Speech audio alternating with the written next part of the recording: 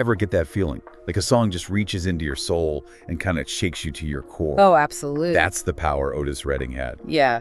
And today we're going deep, on a deep dive into the full story of this soul legend, his incredible rise, those unforgettable songs, and his tragically short life. You know, what's fascinating about Otis is that his story, it isn't just about musical success. It's about resilience, breaking barriers, and just pouring your heart into every note. He was, so much more than just the king of soul. Okay, so where does this incredible journey begin? Well, we got to go back, way back to Dawson, Georgia, 1941. Okay. Otis was born into a world where every penny counted. Yeah. His father was a sharecropper and a preacher, so music, especially gospel, it was just woven into his life from the start. Yeah, you can definitely hear that gospel influence in his music. But I also read that Little Richard was a big inspiration for him, too. Absolutely. Otis was drawn to Little Richard's energy, that raw, almost rebellious spirit. And even though he dropped out of school at 15 to help support his family, he never stopped chasing that musical dream. He held on to it while working all sorts of odd jobs, just waiting for his chance. That's incredible. Yeah. It really shows you the power of holding on to your passion no matter what life throws at you. It really does. And sometimes, fate steps in. Okay. The story goes that Otis was just driving a friend to Stax Records in Memphis. Really? He probably had no idea that this, seemingly ordinary day would change his life forever. Wait, so he just happened to be at Stax Records and ended up with a record deal? Yeah. What are the chances? Right. It sounds almost too good to be true. Yeah. But Otis took his chance. He sang his heart out. And that day, he walked out with a contract, the song that sealed the deal. A soul ballad called These Arms of Mine. And that song became his first big hit, right? Right. I've heard it countless times, but I never knew it was his first. It really put him on the map. And from there, he became a key part of the Stax sound, which was already making waves in the music world. Now, for those of us who might not be as familiar with the history of soul music, can you tell us a little more about Stax and their unique sound? Stax Records was this melting pot of musical talent. They had this incredible house band, Booker T and the MGs. Right. And they were churning out hit after hit with this raw, gritty, soulful sound. Yeah. It was all about feeling, about real instruments, and Otis's powerful vocals, they just fit right in. So he's at Stax, he's got this incredible voice, he's collaborating with some of the best musicians around. What happens next? Does he stick with that signature Stax sound, or does he try something different? Here's where it gets interesting. Otis was a true artist, always pushing boundaries. He was deeply rooted in soul, but he wasn't afraid to incorporate elements of rock and roll into his music. Songs like Hard to Handle have this driving energy, a real rock edge that set him apart from many of his contemporaries. I can definitely hear that rock influence. It's like he was taking the best of both worlds and creating something totally new. Exactly. Yeah. And he wasn't just making music for a Black audience. He wanted to connect with everyone. His, electrifying performances at places like the Whiskey A Go-Go, a popular club on the Sunset Strip, helped him break through to white audiences. I've heard stories about those shows. He was known for his stage presence, wasn't he? Oh, absolutely. He commanded the stage with his raw energy and charisma, but it was more than just a performance, You could feel the emotion in his voice, the way he poured his heart into every note. It resonated with people on a deeper level, regardless of their background. Right. And then there was Monterey Pop. Monterey Pop, that was a legendary festival. What was it like seeing Otis Redding on that stage? Imagine this. It's 1967, the heart of the counterculture movement, and you have Otis in his sharp suit blowing the minds of this massive hippie crowd. He became an instant sensation, bridging the gap between soul and rock, Black and white audiences. It must have been an incredible moment, seeing him win over a crowd that was so different from what people expected a soul singer to appeal to. It solidified his place as a global icon. Wow. And speaking of iconic, there's a story about his first trip to London. The Beatles, huge fans of his, actually sent their personal limousine to pick him up from the airport. Wait, the Beatles sent their own car for him? That's wild. You don't get much bigger than that as a seal of approval. Right. It shows you the level of respect he had earned from his fellow musicians. But here's what I find truly remarkable about Otis. He was so much more than just a performer. He was a devoted family man, building a sprawling ranch for his loved ones back in Georgia. Wow. He was also a savvy businessman, protecting his song rights and nurturing new talent. So he's got this massive career, he's giving back to his community, he's taking care of his family.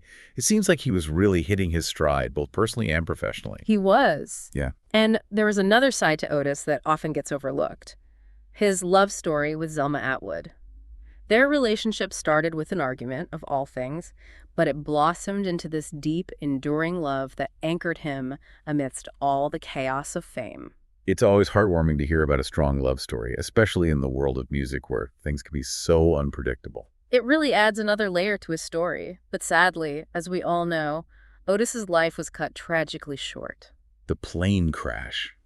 It must have been a devastating loss for everyone who knew him. It sent shockwaves through the music world. Otis was only 26 years old, and he was just hitting his creative peak. It's hard to imagine the grief everyone must have felt, especially his family and the other members of his band, the Barkays, who were also on that plane. It was a tremendous loss, and it makes his final song, Sitting on the Dock of the Bay, all the more poignant. You know that song with its melancholic melody and the lyrics, those introspective lyrics? It's almost like a premonition. Yeah, it is haunting, especially knowing that it was recorded just days before the crash. There's this feeling of reflection, of looking back on life, even though he was so young. And it's so different from his other hits, right? Yeah. There's a mellow, almost wistful quality to it. It hints at this new direction his music was taking. He was evolving as an artist, pushing boundaries, blending genres. It makes you wonder what kind of music he would have created if he had more time. It's one of music's great what-ifs. Yeah. But even though his career was cut short, his impact on soul music is undeniable. He's often called the King of Soul, a title he shares with legends like James Brown and Sam Cooke. What do you think made Otis's style so unique? It was the rawness of his vocals, the way he sang with such passion and conviction. You could feel the emotion in every note, whether he was, belting out a powerful anthem or delivering a tender ballad. He connected with people on this visceral level. It wasn't just technique, it was about feeling. Exactly. And it's interesting because despite his larger-than-life stage presence, Otis was actually quite shy off stage. Really? That's surprising. He seemed so confident, so full of energy when he performed. It's true. But music was his outlet, his way of expressing all those emotions he might have held back in everyday life. When he stepped on stage, it was like a transformation. That rawness, that vulnerability, it's definitely part of what makes his music so powerful. You feel like you're experiencing those emotions right alongside him. And his musical style, it wasn't static. He evolved over time. In the beginning, you can hear the influences of Little Richard, Sam Cooke, that classic rhythm and blues sound. But he wasn't content to just imitate. He incorporated those rock and roll elements, like we talked about with Hard to Handle. It's like he was constantly experimenting, trying new things. He wasn't afraid to take risks. And in a way, Sitting on the Dock of the Bay represents that evolution perfectly. It's a departure from his earlier, more energetic work, but it's still unmistakably Otis. It's a more mature sound, more introspective. You can hear hints of folk and even psychedelic rock creeping in. And that's part of what makes his untimely death so tragic.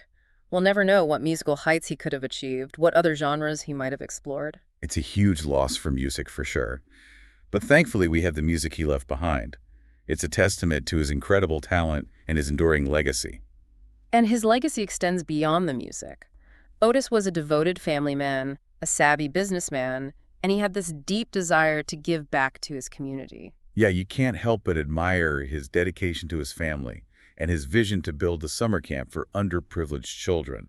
It shows the depth of his character. He understood the importance of using his platform to make a difference, and even though his life was cut short, the impact he made on the world will continue to be felt for generations to come. His story is a reminder that talent, passion, and generosity can leave an indelible mark. Well said. While we mourn his loss, we can celebrate the gift of his music and the inspiration he continues to provide. Absolutely. So let's talk more about that music. He had so many hits, but what are some of the songs that really stand out to you? Well, we can't talk about Otis Redding without mentioning Respect. It's true. Even though Aretha Franklin's version is arguably more famous, Otis wrote and recorded the original. And it became a huge hit for him. It's a powerful anthem about demanding respect and recognition, and it resonated deeply with audiences, particularly during the civil rights movement. Yeah, the song has such energy, and his vocals are just pure power. Exactly. It's a song that makes you want to get up and dance, but it also has a deeper message. It speaks to the struggle for equality, for dignity. And what about Try a Little Tenderness? Ah, that's another classic. Yeah. It's a much slower song. a ballad that really showcases the tenderness and vulnerability in his voice. It's a beautiful and moving song. You can hear the emotion in every word. He really pours his heart into that one. And it's a song that has been covered by countless artists over the years, but Otis's version remains the definitive one. What's interesting is that Try a Little Tenderness was originally written in the 1930s. Otis took this old standard and made it his own. He had a knack for doing that. He could take a familiar song and infuse it with his own unique style and energy. And of course, we can't forget Sitting on the Dock of the Bay. His final recording, and arguably one of his most iconic songs. It has a completely different vibe than some of his other hits. Much more mellow, contemplative. It's haunting, knowing it was recorded just days before his death.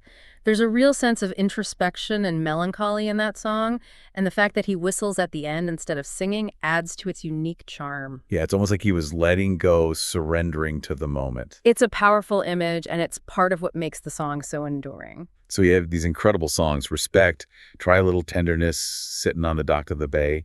But he had so many other hits. I've Been Loving You Too Long, Faye song. The list goes on. What's amazing is that his music still resonates with people today, just as powerfully as it did back then. It's a testament to the timelessness of his music. He tapped into something universal, something that transcends generations. Speaking of connections, Otis's music also crossed racial lines. He was one of the first soul artists to really break through to white audiences. His performance at the Monterey Pop Festival was a pivotal moment in his career. It exposed him to a wider audience and solidified his status as a global icon. Imagine being a young white hippie in 1967, seeing Otis Redding perform live for the first time. His energy, his passion, his raw talent, it must have been mind-blowing. It must have been. And it's a reminder of the power of music to bridge divides and bring people together. It's a shame that his career was cut short. Who knows what other musical heights he could have achieved? We can only speculate, but it's clear that he was a visionary artist who was constantly evolving. It's also worth noting that Otis was a shrewd businessman. He understood the importance of owning his music and controlling his career. Absolutely. He and his manager, Phil Walden, were very strategic in protecting his song rights and building a successful business around his music. It's a reminder that artists need to be business-minded as well. It's not just about the creative side, it's also about protecting your work and building a sustainable career. And in Otis's case, it allowed him to provide for his family and give back to his community. Right. He built that incredible ranch for his family, and he had plans to create a summer camp for disadvantaged children. It shows the generosity of his spirit. He was a man who understood the importance of family, community, and using his platform to make a difference. An inspiring legacy, to be sure. And while we mourn the loss of such a talented artist, we can celebrate the incredible music he left behind. His music continues to move and inspire people all over the world. And in a way, that keeps his spirit alive. Absolutely. So what are some of the things you think people should remember most about Otis Redding? Well, beyond his obvious talent and musical legacy, I think it's important to remember his dedication to family, his love for his community, and his entrepreneurial spirit. He was a complex and multifaceted individual who left an indelible mark on the world. I couldn't agree more. He was a true icon, a legend whose music will continue to inspire for generations to come. And I think it's important to remember the impact he had on soul music. He helped to define the genre and pave the way for countless other artists. He was a pioneer, a trailblazer who broke down barriers and helped to change the face of music. And his music continues to be a source of joy, comfort, and inspiration for people all over the world. It's a legacy that will never fade. And you can hear his influence in so many artists who came after him. Oh, yeah. From rock to pop to hip-hop. Absolutely. His sound continues to inspire and evolve. It's true. Yeah. You can hear echoes of Otis Redding in everyone from the Rolling Stones Oh, yeah. to the Red Hot Chili Peppers to Kanye West. It's true. His music truly transcends genres. And that's the mark of a true innovator. Yeah. Someone whose work continues to resonate and influence long after they're gone. It makes you wonder what other collaborations Right. or musical directions he might have explored if his life hadn't been cut short. It's hard not to think about that, especially when you consider how much he accomplished in such a short period of time. Right. He was only 26 when he died, but he left behind a body of work that most artists could only dream of. It's a reminder that life is precious Yeah, and that we should make the most of every moment. absolutely. Yeah. And it's a reminder to appreciate the artists who touch our lives with their music. Their creativity and passion leave a lasting legacy that continues to inspire and uplift us. Speaking of legacies, Otis's family has done an incredible job of preserving his memory Yeah. and sharing his music with the world. His wife, Zelma, has been a driving force in keeping his legacy alive. Yeah. She established the Otis Redding Foundation, Okay. which provides music education programs for young people in Macon, Georgia. That's fantastic. Yeah. It's a beautiful way to honor his memory and ensure that his love for music continues to inspire future generations. And his children have also followed in his musical footsteps. Really? His sons, Dexter and Otis III, they formed a band called the Reddings. And they've continued to perform and share their father's music. That's wonderful. Yeah, it's pretty amazing. It's a testament to the power of family and the enduring impact of Otis's music. It really is. Yeah. And it speaks to the universality of his music, its ability to connect with people across generations. Well, we've covered a lot of ground today. We have. We've talked about Otis Redding's humble beginnings, his meteoric rise to fame, his tragic death, and his enduring legacy. It's quite a story. It is. Yeah. Is there anything else you'd like to add? I think we've captured the essence of his story. Yeah.